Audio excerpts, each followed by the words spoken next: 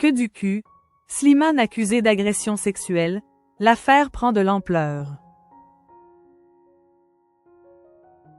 Les témoignages exclusifs de deux hommes approchés par Mediapart mettent en péril la réputation du chanteur Slimane.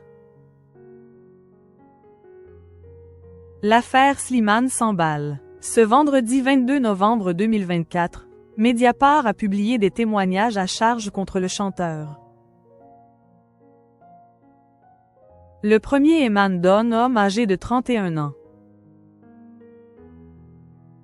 Celui affirme avoir reçu plusieurs messages à caractère sexuel sans avoir rien demandé, en juin 2019, après une soirée avec le représentant de la France lors du concours Eurovision 2024 dans un bar de nuit de Paris, l'Orphée, situé dans le quartier de Pigalle.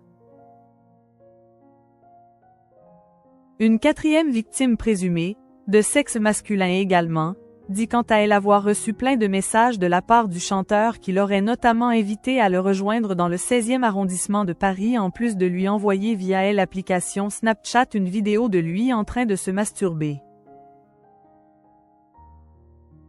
L'homme aurait arrêté de lui répondre. Slimane cherchait-il à tout sexualiser?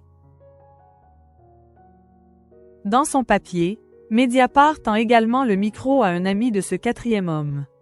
Il m'a raconté ce qu'il s'était passé à la soirée, à laquelle je n'étais pas, puis m'a montré des messages de Slimane.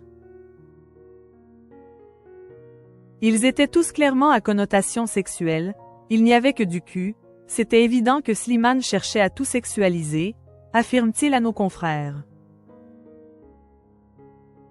Celui-ci poursuit en décrivant son ami comme un mec sensible et plus jeune que lui.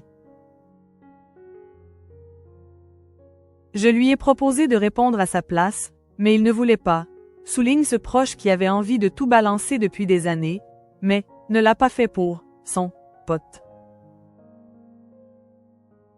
Contacté par Mediapart, l'entourage de l'interprète de Mon Amour n'a pas souhaité réagir à ces nouvelles accusations.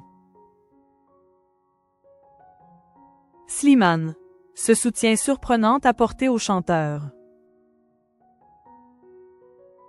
Si le parquet de Saint-Étienne a annoncé l'ouverture d'une enquête pour harcèlement sexuel aggravé par l'utilisation d'un support numérique ou électronique, Slimane n'a pas perdu le soutien de certains de ses amis. Au micro de France Info le jour de la publication de l'article à charge de Mediapart, Vita a pris position en faveur de son fidèle collaborateur avec qui elle a notamment signé un album commun, Versus. C'est mon frère. Moi, je suis très loyal. J'ai des valeurs familiales qui sont comme ça, mes parents m'ont élevé comme ça. C'est mon frère et dans les épreuves, on ne laisse pas tomber sa famille, a insisté la chanteuse, précisant n'avoir jamais eu l'intention de couper les passages où l'on voit l'artiste en plein déboire judiciaire dans son documentaire Vita, Je m'appelle Charlotte, diffusé sur TMC.